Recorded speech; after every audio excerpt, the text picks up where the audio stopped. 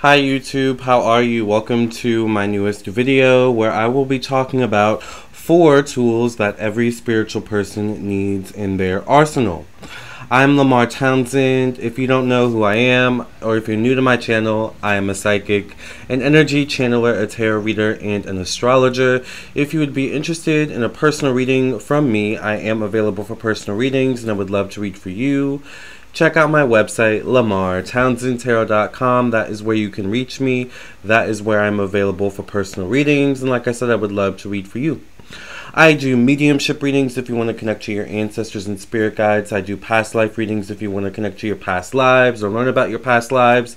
I do birth chart readings, natal chart readings if you want to learn about your sun, moon, and rising and all placements in between.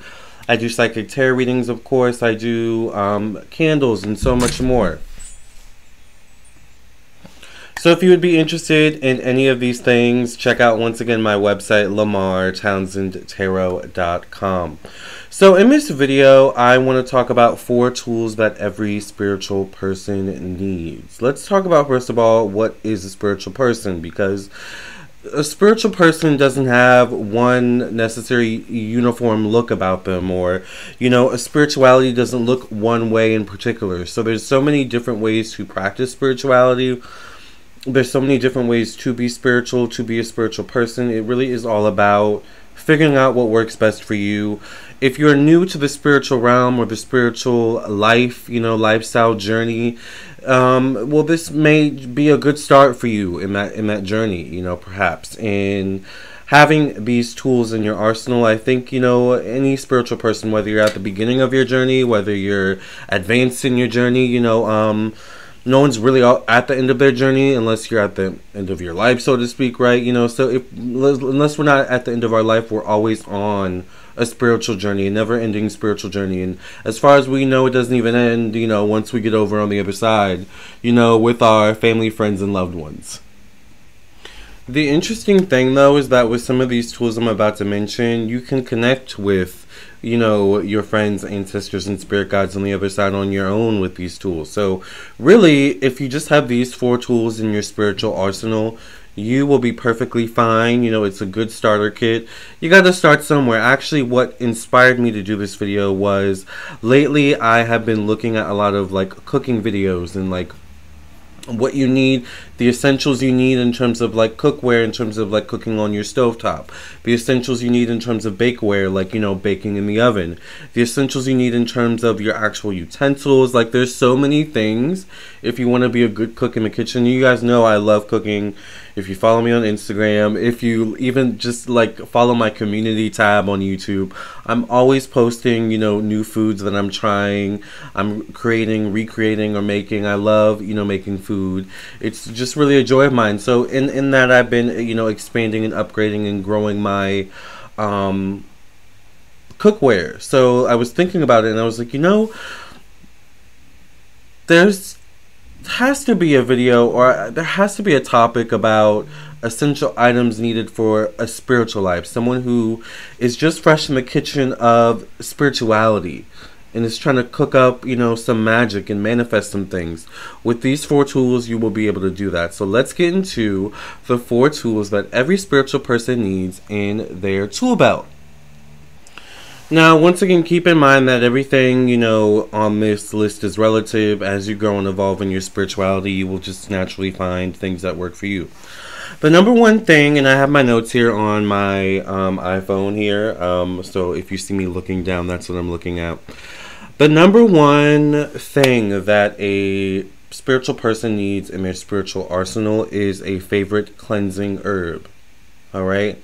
Now, what is a cleansing herb? A cleansing herb is a natural occurring substance or herb that grows from the ground, from earth, because earth is also from where we come as human beings, that is used in cooking usually, that's used in spiritual practices a lot of the times.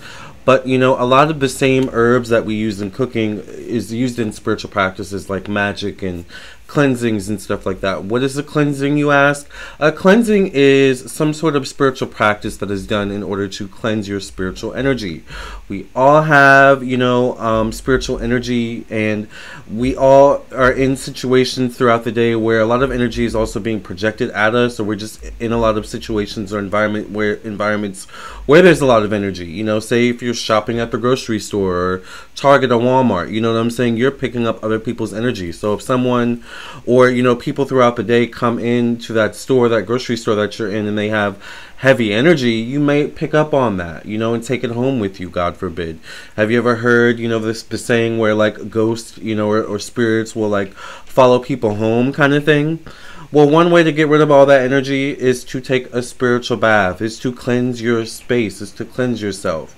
There's so many ways to cleanse your yourself and your space and your home and your items, so you just have to really figure out what is your favorite herb and then go from there. Now, some common cleansing herbs that you will find, or spiritual herbs that you will find, that do a good job at cleansing, is sage. Sage is usually, in the spiritual community, the #1 herb that you will hear people, talking about burning to get rid of negative energy, and, taking baths in it, eating it. These are all different ways to cleanse yourself, of course, make sure it's edible, right? Most sage is edible, but, just make sure it's edible, all right? But sage is not the only herb that you can use. You can use sea salt. Take baths in sea salt. A lot of people will sprinkle sea salt around their apartment to ward off negative energy. Frankincense and myrrh is a really good one to burn. I would be careful of taking baths in it. I have taken baths in frankincense and myrrh, and I found that I don't know if it's the myrrh or the frankincense. I think it might be the myrrh, but it tends to like corrode my bathtub. So I would be careful about taking a bath in it, but frankincense and myrrh is really good at cleansing the air, cleansing the negative energy in the air, in the home, in the space, and stuff like that. One thing I will also do is I have a oil, and I have an oil that I use specifically for spiritual purposes. And then in that oil, it's usually made of some vegetable oil. My favorite is safflower oil. I also cook with safflower oil, but you can use anything you want. Olive oil is another one you can use. Olive oil is actually a holy oil.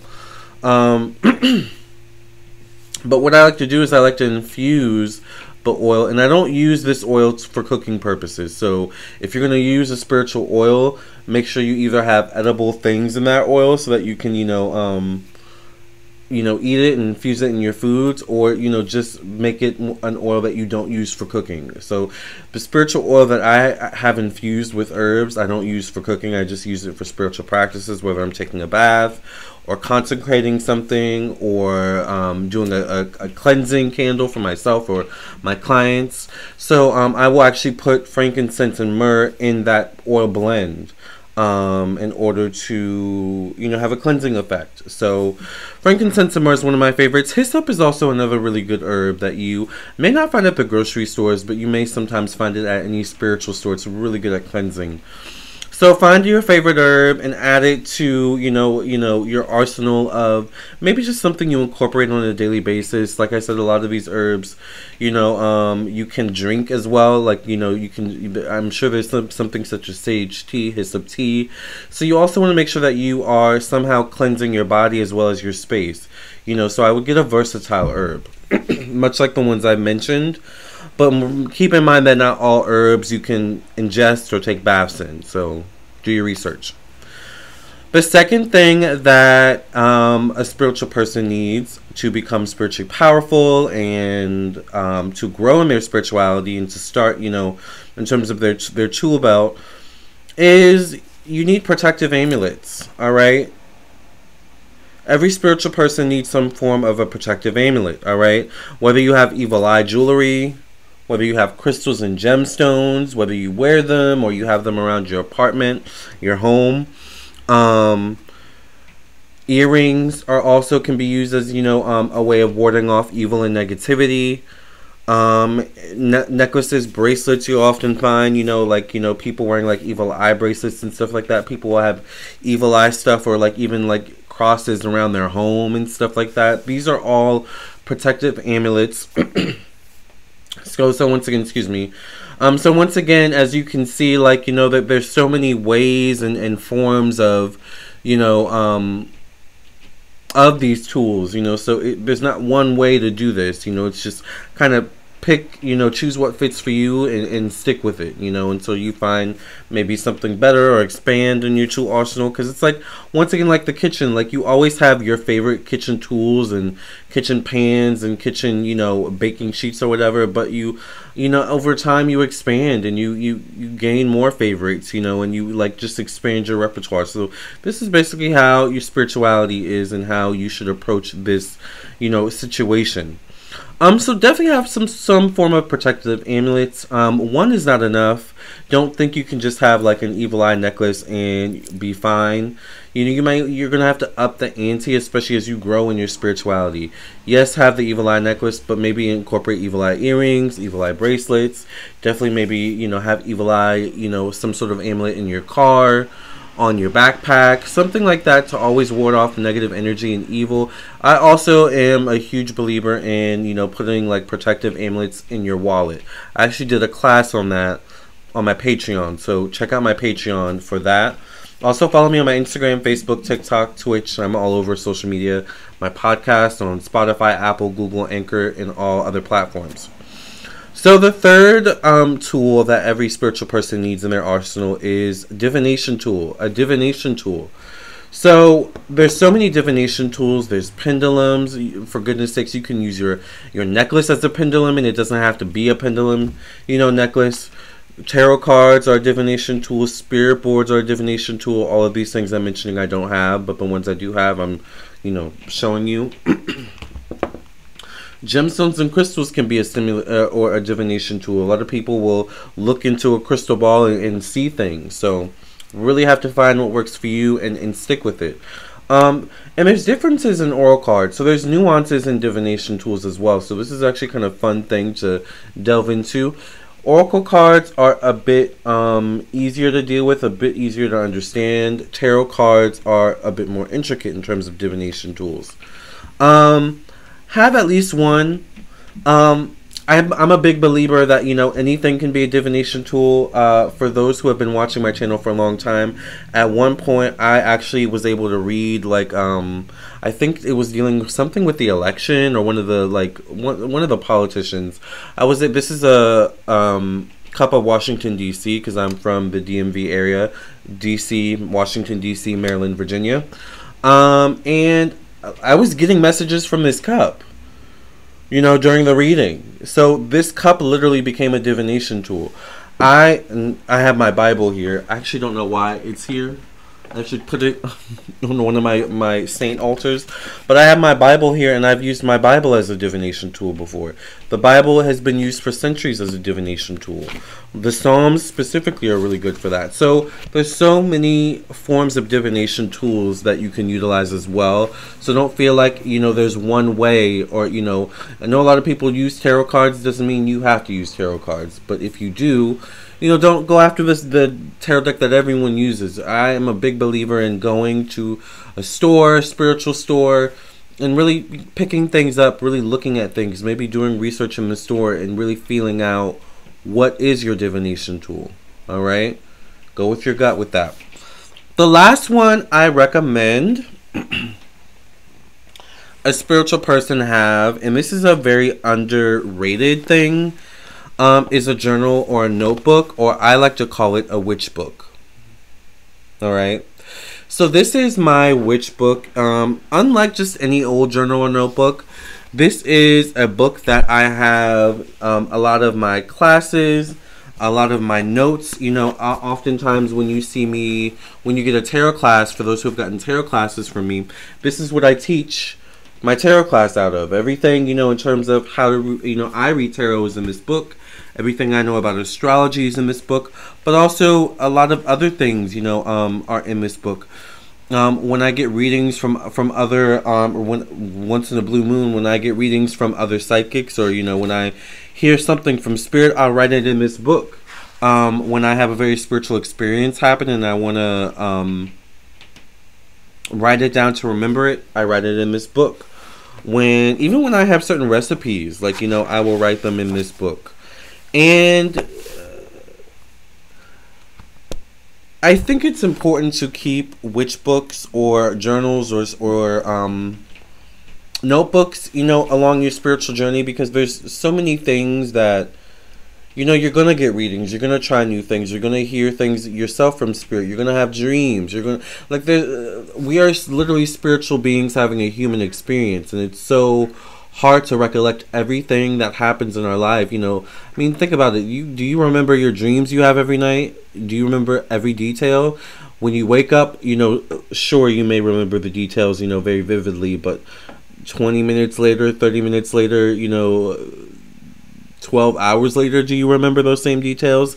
Not unless you write them down, all right? So I'm a big believer that, in order to evolve in your spirituality, learn the importance of writing things down and the magic of putting, pen to paper, all right? These are literally the tools, the only tools you need in your spiritual arsenal. This is the starter pack for every spiritual person, the spiritual starter pack. You guys, I hope you enjoyed this video. I hope you got some clarity and insight from this conversation. I am going to go and continue cooking, alright? I am starving. I think I'm going to try my hand at making a homemade thin sliced pizza or a thin crust pizza today. So we'll see how that goes. If it goes well, I'll post it on Instagram or YouTube. And if you don't see it, then it didn't go well, alright? But what I know will go well is you and this spiritual journey that you're on.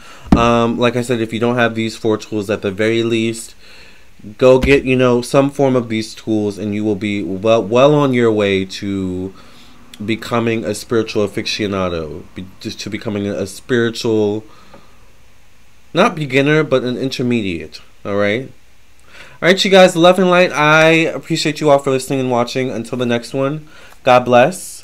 Whenever you're listening or watching, morning, noon, or night. And remember, if you want a personal reading from me, I am available on my website, LamarrTownsendTarot.com. Alright? Love and light. God bless. I'll see you in your own personal reading, or I'll see you in the next video. Either way, I'll see you soon.